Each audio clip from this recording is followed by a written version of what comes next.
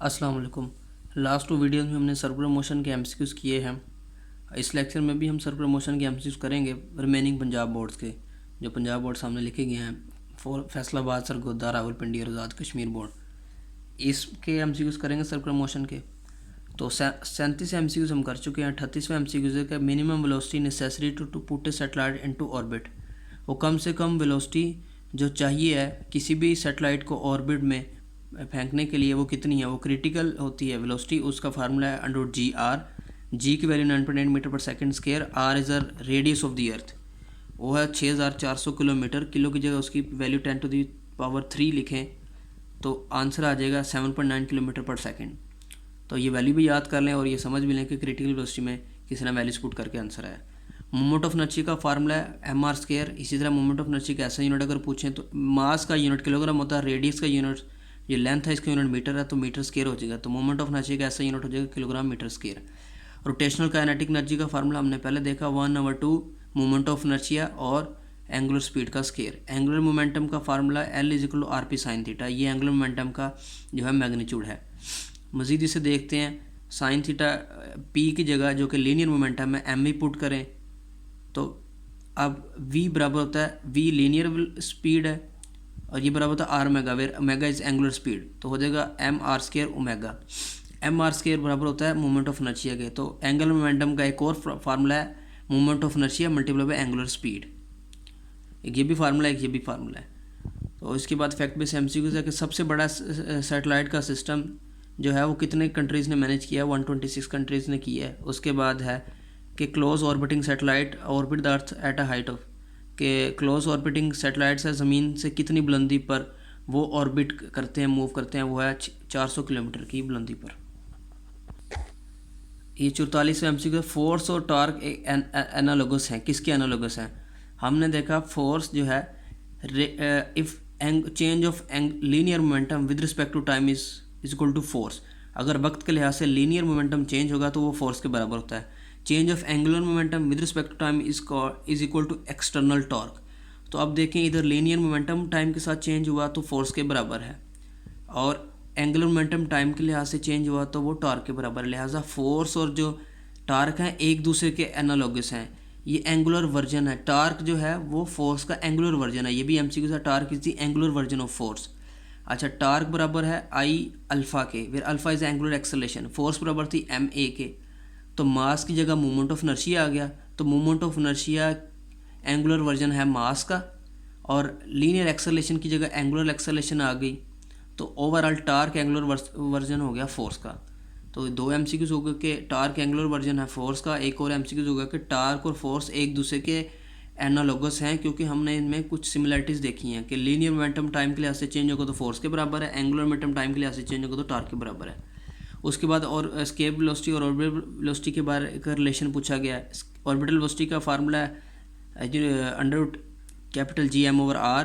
Capital G है universal gravitational constant, mass of satellite है orbit, और r है radius of orbit. Escape velocity है 2, और इसके बाद है ग्रेविटेशनल कांस्टेंट और मास ऑफ ऑर्बिट, प्लैनेट और रेडियस ऑफ ऑर्बिट। तो इसे देख लें ज़रा। ये कोई भी प्लैनेट है, फॉर एग्जांपल ये अर्थ है, उसके रेडियस r है, और ये अर्थ की सरफेस से ऑर्बिट तक की जो हाइट है h है। तो ऑर्बिट का रेडियस होगा स्मॉल r, वो बराबर होगा capital R, that is radius of earth और planet, plus height h, that is height above the surface of earth. अब इस चीज़ को लिख लिया। अगर तो हाइट इतनी ज़्यादा ना हो तो हम r जो है, r की जगह r + h लिखना, तो h को इग्नोर कर सकते हैं। तो r को स्मॉल r की जगह r + h लिखेंगे, और h को जब इग्नोर करेंगे तो आ जाएगा √G m/R। इधर आ जाएगा √2 G m/R। तो ये दोनों सारी सेम हो जाएंगे एक्सेप्ट √2 के। तो एस्केप वेलोसिटी जो होगी वो आ जाएगी √2 टाइम्स ऑर्बिटल वेलोसिटी। हमने ये with the condition that we ignore h, that is the height above the surface of planet. 46वां एमसीक्यू है which is unimportant in describing the satellite orbit. Satellite के orbit को अगर आपने एक्सप्लेन करना हो तो कौन सी चीज़ अनइम्पोर्टेंट है? ऑर्बिटल स्पीड का या ऑर्बिटल वेलोसिटी का फार्मूला है, ये हमने पहले भी सीखा, ऊपर लिखा हुआ है √ universal gravitational constant, mass of orbit, mass of planet and radius of orbit. इसमें देखें कि आपने जिस सैटेलाइट को एक्सप्लेन करना है, जिसकी ऑर्बिटल मोशन को, उसका मास नहीं है। ये क्या यूनिवर्सल ग्रेविटेशन कांस्टेंट है, मास ऑफ प्लैनेट है जिसके अराउंड रिवॉल्व करना, और ये रेडियस ऑफ ऑर्बिट है। Mass of satellite orbital velocity के फार्मूले में आता ही नहीं, इसलिए ये अनइम्पोर्टेंट है ऑर्बिट सैटेलाइट के ऑर्बिट को एक्सप्लेन करने में। Radius of Jio stationery satellite का फार्मूला पूछा गया, ये फार्मूला है उसका। इसमें ग्रेविटेशनल कांस्टेंट कैपिटल जी है, 6.673 टाइम्स 10⁻11 इसकी वैल्यू है। ये मास ऑफ अर्थ है 6 टाइम्स 10⁻24 किलोग्राम। अब ये सारी वैल्यूज़ पुट करेंगे, और जियो स्टेशनरी जियो स्टेशनरी सैटेलाइट है, उनका टाइम पीरियड होता है 24 आवर्स, 24 घंटे में उन्होंने वो चक्कर मुकम्मल करना होता है। तो 24 आवर्स इसको ऐसे यूनिट में सेकंड में करके कर देंगे पुट वैल्यूज़ इसकी, आवर्स को सेकंड में करके, तो आंसर जो आएगा वो है 4.23 टाइम 10⁻4 किलोमीटर आंसर आ जाएगा। वैसे आंसर मीटर में आएगा, बाद में हमने इसे किलोमीटर में कर दिया। 48 MCQ all points on a rigid body rotating about a fix axis do not have same. ये देखें, ये रिजिड बॉडी है, ग्रीन कलर का मैंने एक बार बनाया है, इसमें पॉइंट्स मैंने लिए हैं, 3 डॉट बनाए 1 2 3। इन पॉइंट्स का जो सेंटर या ओरिजिन ओ से जो डिस्टेंस है वो आर है, रेडियस। पॉइंट 1 का आर कम होगा, पॉइंट 2 के लिए आर ज़्यादा होगा, और पॉइंट 3 के लिए आर बढ़ता जाएगा, तो आर इस तरह इंक्रीज़ हो रहा है। ये एक रिजिड बॉडी है, सख्त बॉडी है। रिजिड बॉडी की डेफिनेशन ये है, उसमें इंक्लूड है कि उसके जो पार्टिकल्स हैं अपनी पोजीशन अंदर से चेंज नहीं करते। रिजिड बॉडी में सारे पार्टिकल्स मूव करते हैं और आपस में उनकी मोशन अंदर नहीं होती, ओवरऑल रिजिड बॉडी मूव करती है। ये जो रिजिड बॉडी है, जैसे कि ये मार्कर है, इसको मैं मूव कराऊंगा ऐसे सारे सर्कल में, तो पूरी रिजिड बॉडी मूव करेगी। उस रिजिड बॉडी में मौजूद हर पार्टिकल मींस पार्टिकल 1 2 और 3 जब एक दफ़ा चक्कर पूरा मुकम्मल करेगी, ग्रीन कलर की रिजिड बॉडी दोबारा फिर इधर वापस आ जाएगी, तो तीनों पार्टिकल की जो एंगुलर डिस्प्लेसमेंट होगी, जो कि थीटा है, वो 2 पाई रेडियन होगी, या 360 डिग्री होगी, या 1 रेवोल्यूशन होगी। अब इनकी एंगुलर डिस्प्लेसमेंट सेम है, टाइम जो लगा, रिजिड बॉडी सारी ने मूव किया था, लिहाजा तीनों पार्टिकल को टाइम भी सेम लगा है इस एंगुलर डिस्प्लेसमेंट को कवर करने के लिए। तो एंगुलर वेलोसिटी जो है, change in angular displacement with respect to time, वो भी सेम आ जाएगा। लिहाजा तीनों पार्टिकल की एंगुलर स्पीड भी, एंगुलर वेलोसिटी भी सेम है। एंगुलर एक्सेलेरेशन है change in angular velocity divided by time. Angular velocity इन सबकी सेम है, तो इनकी एंगुलर एक्सेलेरेशन भी सेम होगी।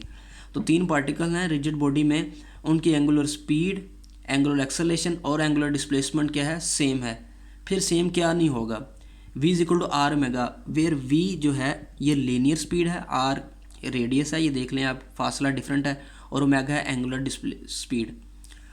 हमने कहा एंगुलर स्पीड इन सब की सेम है, इन सब की एंगुलर स्पीड सेम है, लेकिन इन सब का सेंटर से, जिसको मैंने ओ कहा, फासला r डिफरेंट है। 3 के लिए r ज़्यादा है, 2 के लिए r उससे कम है, और 1 के लिए r उससे भी कम है। तो r अगर ज़्यादा होगा तो एंगुलर स्पीड ज़्यादा होगी, मतलब पार्टिकल 3 ज़्यादा लीनियर स्पीड से मूव करेगा पार्टिकल 2 की निस्बत, और पार्टिकल 1 कम स्पीड से करेगा। पार्टिकल 1 की जो है लीनियर स्पीड है, वो पार्टिकल 2 से कम होगी। तो इनकी जो लीनियर स्पीड है, जिसे खाली इधर स्पीड कहा गया है, वो इनकी डिफरेंट होगी। बाकी जो इनकी angular displacement theta, angular velocity omega और एंगुलर एक्सेलेरेशन सबकी सेम होगी। और ये राइट हैंड रूल से होगी। अगर इस तरह मूव कर रहे हैं, तो अगर फॉर एग्जांपल ये सर्कल है इधर बना हुआ, तो करलिंग फिंगर मेरी शो कर रही है इसकी रिजिड बॉडी की मोशन को एंटी क्लॉकवाइज में, तो जो अंगूठा ऊपर की तरफ है ये शो करेगा कि जिस तरह अंगूठा ऊपर की तरफ था, उसी डायरेक्शन में इसकी एंगुलर डिस्प्लेसमेंट, एंगुलर वेलोसिटी और एंगुलर एक्सेलेरेशन होगी। उसके बाद direction of angular velocity is determined bye right hand rule, ये पहले भी एक्सप्लेन कर दिया है। ये एंटी क्लॉकवाइज मूव कर रहे हैं, मैंने एरो बनाया है, इस एरो में अपने कर्लिंग फिंगर को मूव करें, तो जैसे मेरा अंगूठा ऊपर की तरफ है, ये अंगूठा शो कर रहा है एंगुलर डिस्प्लेसमेंट को, एंगुलर वेलोसिटी को और एंगुलर एक्सेलेरेशन को। तो ये राइट हैंड रूल की सही मदद से हम डिटरमिन करते हैं इसकी एंगुलर वेलोसिटी की डायरेक्शन को। The angle subtended bye 1 complete circle, एक पूरा सर्कल पे जो सेंटर पे एंगल बनता है, रेडियन में कितना होता है, पूरे सर्कल में जो एंगल है रेडियन में 2 पाई रेडियन होता है, डिग्री में 360 होता है, वैसे इसे 1 रेवोल्यूशन कहते हैं। उसके बाद है which one of the following is not directed along the radius of the rotation, along the axis of rotation. Axis of rotation के अलोंग क्या नहीं होता, एंगुलर एक्सेलेरेशन अल्फा जो है ये एक्सिस ऑफ रोटेशन की तरफ होता है। एक्सिस ऑफ रोटेशन ये परपेंडिकुलर है इसके, ये इसके परपेंडिकुलर हो गया एंगुलर, ये एक्सिस ऑफ रोटेशन है, इस सर्कल के परपेंडिकुलर है, इस परपेंडिकुलर के अलोंग ही एंगुलर डिस्प्लेसमेंट है, इसके अलोंग ही एंगुलर वेलोसिटी है और एंगुलर एक्सेलेरेशन है। Angular displacement delta theta, angular acceleration, ये दोनों क्या है इस एक्सिस ऑफ रोटेशन के अलोंग है। उसके बाद L is equal to, L जो होता है ये एंगुलर मोमेंटम है, बराबर होता है r cross p, position vector r और लीनियर मोमेंटम पी का क्रॉस प्रोडक्ट है। तो आर क्रॉस पी जब करेंगे इधर जिस डायरेक्शन में इसकी लीनियर वेलोसिटी उसी डायरेक्शन में इसका एंगल लीनियर मोमेंटम है, लिहाजा आर क्रॉस पी करेंगे तो भी डायरेक्शन ऊपर की तरफ आएगी, पहले एक्सप्लेन कर दिए। तो आर क्रॉस पी जो है linear momentum equal to r cross p, r cross p करेंगे तो ये एक वेक्टर प्रोडक्ट है या क्रॉस प्रोडक्ट है। तो एल की जो डायरेक्शन है एंगुलर मोमेंटम की वो इस प्लेन के परपेंडिकुलर होगी, इस प्लेन में आर है और इसी प्लेन में पी है। ये वेक्टर जो है नीला ये वी या पी को रिप्रेजेंट कर रहा है। तो जो एंगुलर मोमेंटम होगा क्रॉस प्रोडक्ट में, जो क्रॉस प्रोडक्ट का जो आंसर होता है वो उस प्लेन के परपेंडिकुलर होता है जिसमें दो वेक्टर्स होते हैं, आर और पी के परपेंडिकुलर एल वेक्टर इस तरह ऊपर होगा, लिहाजा ये भी एक्सिस ऑफ रोटेशन के अलोंग है। तो एंगुलर एक्सेलेरेशन, एंगुलर मोमेंटम और जो है एंगुलर डिस्प्लेसमेंट, ये सारी एक्सिस ऑफ रोटेशन के अलोंग है। सेंटीपिटल जो एक्सेलेरेशन थी it is along the radius, और ये प्लेन में होगी, ये एक्सिस ऑफ रोटेशन के अलोंग नहीं होगी, बाकी सारी चीज़ें एक्सिस ऑफ रोटेशन के अलोंग होंगी। उसने कहा angular velocity of a particle rating in a circular path is double than its moment of inertia. अगर एंगुलर वेलोसिटी कह रहा है डबल कर दिया जाए तो मोमेंट ऑफ इनर्शिया पे क्या असर होगा? Moment of inertia, angular momentum देखते हैं। एंगुलर मोमेंटम का मैग्नीट्यूड है आर पी साइन थीटा के, एंगुलर मोमेंटम आर पी की जगह एम बी तो आ जाएगा आर एम आर बी, और आर एम वी की जगह R omega. Linear speed is equal to radius multiply angular speed, तो आ जाएगा एम आर स्केयर ओमेगा, ये हम पहले कर चुके हैं। इसमें एम आर स्केयर होता है मोमेंट ऑफ इनर्शिया, तो इसे साइड पे लिखते हैं moment of inertia M R square की। एमसीक्यूज में दिया हुआ है कि अगर एंगुलर वेलोसिटी जो है पार्टिकल की ओमेगा वो डबल की जाए तो मोमेंट ऑफ इनर्शिया पे क्या असर होगा? Moment of inertia angular velocity पे डिपेंड ही नहीं करता। मोमेंट ऑफ इनर्शिया आई जो है ये एम आर स्केयर है, इसमें एंगुलर स्पीड या एंगुलर वेलोसिटी का ताल्लुक ही कोई नहीं है, इसलिए ये सेम रहेगा। उसके बाद if rocket is accelerating upward with an acceleration of 2g, अगर रॉकेट ऊपर की तरफ जा रहा है, एक्सेलेरेशन उसकी 2g है, उसमें जो बैठा एस्ट्रोनॉट है जिसका वेट mg है, अब उसका अपेरेंट वेट कितना होगा? हमने पहले इस प्लेलिस्ट के पहले लेक्चर में देख लिया कि जब चीज़ें ऊपर की तरफ मोशन होती है, अपवर्ड मोशन होती है, तो जो अपेरेंट वेट टेंशन टी के बराबर है वो वेट प्लस एम ए के बराबर होता है एक्सेलेरेशन के। वेट इसका एम जी था तो एम वैसे आ गया, एक्सेलेरेशन 2g है तो ये 2g से मल्टीप्लाई करवा दिया, तो M G plus two M G is equal to 3mg। तो अगर रॉकेट ऊपर की तरफ 2g से मूव करेगा, उसके अंदर एक्सेलेरेशन अपवर्ड डायरेक्शन में 2g होगी, तो जो एस्ट्रोनॉट को वेट है वो अपने वेट से 3 टाइम्स ज़्यादा लगेगा। अगर उसका अपना वेट mg था तो उसका जो अपेरेंट वेट उसे लगेगा वो 3 टाइम्स ज़्यादा लगेगा। उसके बाद फैक्ट बेस्ड एमसीक्यूज में 3 है कि मास ऑफ अर्थ कितना, उसकी वैल्यू लिखती है, रेडियस ऑफ अर्थ की वैल्यू, और जियो स्टेशनरी सेटेलाइट की इक्वेटर से ऊपर हाइट कितनी है, 3600 किलोमीटर है जियो स्टेशनरी सेटेलाइट की इक्वेटर से ऊपर, वो भी लिख दी वैल्यू। उसने कहा the expression for the time period of low flying satellite put into orbit. अगर ये ऑर्बिट में मूव करें, हाइट h है, तो इस ऑर्बिट में अगर किसी ने मूव करना है, ये प्लैनेट का रेडियस r है, तो स्पीड हम जानते हैं distance divide by time, time divide और उधर जाकर मल्टीप्लाई होगा, time is equal to distance divide by speed. ये जो पूरा ऑर्बिट है इसको अगर इसमें मूव करना है, और अगर ये लो फ्लाइंग है, लो फ्लाइंग से मुराद है कि ये height above the surface of planet that is h, ये जो h है ये बहुत कम है, तो जो टोटल डिस्टेंस होगा इधर से लेकर इधर तक, जिसे और ऑर्बिटल रेडियस कहते हैं, r is equal to R plus H, तो h बहुत कम होगा, h को इग्नोर कर दें तो r की जगह कैपिटल R ही आ जाएगा। तो ये जो और हमने पाथ मूव करना है, ये जो डॉटेड सर्किल है इसका सरकमफेरेंस जो है यही डिस्टेंस ट्रैवल करना है। सरकमफेरेंस बराबर होता है 2πr के।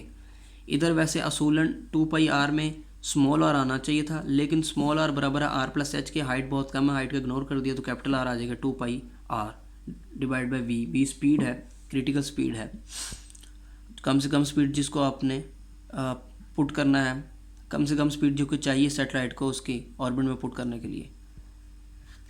उसके बाद next MCQ, angular velocity of the minute hand of a clock, एक घड़ी का जो मिनट हैंड है तो उसकी एंगुलर वेलोसिटी कितनी होगी? एंगुलर वेलोसिटी होती है angular displacement divide by time, अब एंगुलर डिस्प्लेसमेंट जो है, जो मिनट हैंड है वो कितनी एंगुलर डिस्प्लेसमेंट करती है 1 घंटे में, वो पूरा चक्कर मुकम्मल करती है घड़ी का। तो पूरे चक्कर में, पूरे सर्कल में जो एंगुलर डिस्प्लेसमेंट होती है वो 2 पाई रेडियन होती है, और उसे टाइम लगा 60 मिनट। 60 मिनट में जो हर मिनट में 60 सेकंड होते हैं, तो 60 को 60 से मल्टीप्लाई किया 3600 आ गया।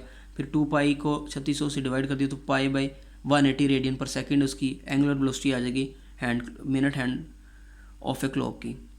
The ratio of velocity of disc to velocity of hoop, velocity of disc और वेलोसिटी ऑफ होप लिखी, ये हमने निकाल लिया है इस प्लेलिस्ट की पहली वीडियो में हमने ये डिस्क और होप की वेलोसिटी निकाली है जब वो इंक्लाइन प्लेन में नीचे आ जाते हैं। तो ये वैल्यूज़ आई थी उस वक्त।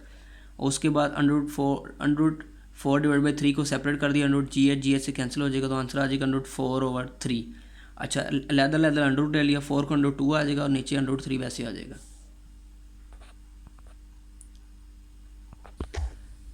उसके बाद angle through which a body moves is called angular displacement, ये बड़ी दफ़ा हमने सोल्व कर लिया। बॉडी का मास इतना है, वो सर्कल में मूव करती है जिसका रेडियस 4 मीटर है और स्पीड उसकी जो है कांस्टेंट है मीटर पर सेकंड। मीटर पर सेकंड से मुराद ये लीनियर स्पीड दी गई है। सेंट्रीपिटल फोर्स फाइंड करें। सेंट्रीपिटल फोर्स होती है mv² और r, where v is linear speed. Mass दिया गया, स्पीड की वैल्यू है और रेडियस ऑफ सर्कल दिया गया, तो वैल्यूज पुट करेंगे तो 112 न्यूटन जवाब आ जाएगा। और उसके बाद the driver spins faster when moment of inertia becomes, अगर आप किसी तालाब में छलांग लगाने लगे हैं तो अगर आप क्या करें, अपने जो हाथ है, अपना सर है और अपने जिस्म को सुकेड़ लें और जिस्म के मुख्तलिफ जो हिस्से हैं, बॉडी पार्ट्स, उन्हें एक दूसरे के करीब ले आएंगे तो आपका मूवमेंट ऑफ इनर्शिया कम हो जाएगा। मूवमेंट ऑफ इनर्शिया होता है mr² के।